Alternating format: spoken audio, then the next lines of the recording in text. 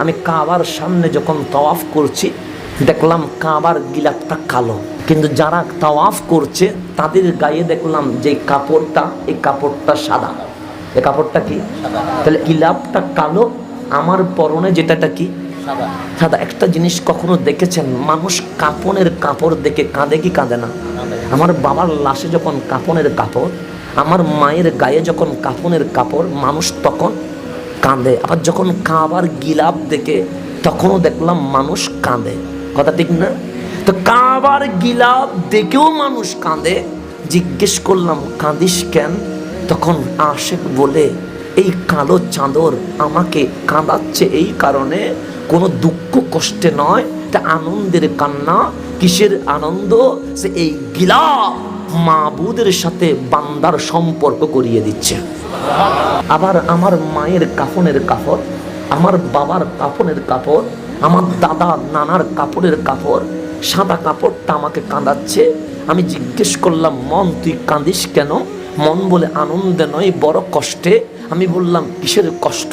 আচ্ছা, আজ তুই মা থেকে আলাদা, তুই বাবা থেকে আলাদা হয়ে যাচ্ছিস, তাহলে একটা কাপড় আমাকে আলাদা করে দিচ্ছে, আর একটা কাপড় আমাকে মাওলার সাথে সম্পর্ক করিয়ে দিচ্ছে।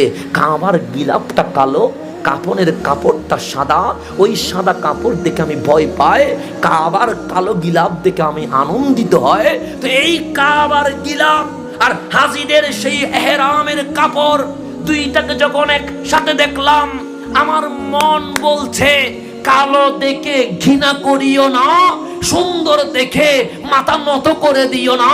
ইসলামে কোনো বর্ণবাদ নাই, সাদা আর কালো দিয়ে ইসলাম হয় না, অন্তর দিয়ে ইসলাম হয়। কে দিয়ে ইসলাম হয়? সেই জন্য মদিনার অলিতে গলিতে সিরা কাপড় পরে আছে বেলাল, পায়ের মধ্যে কোনো স্যান্ডেল নাই, কালো এক বেলাল হেঁটে যাচ্ছে, আল্লাহু আকবার ডাক দিয়েছে, মাওলার আরশ পর্যন্ত কেঁপে উঠেছে। সাদা হয়েও সাদার কোনো মূল্যায়ন নাই।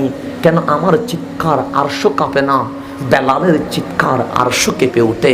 মানুষের অঙ্গ প্রত্যঙ্গ দেখে কখনো হিংসা করবেন না, ভালোবাসতে না পারলে চুপ থাকবেন, আর যদি পারেন মানুষের উপকার করবেন।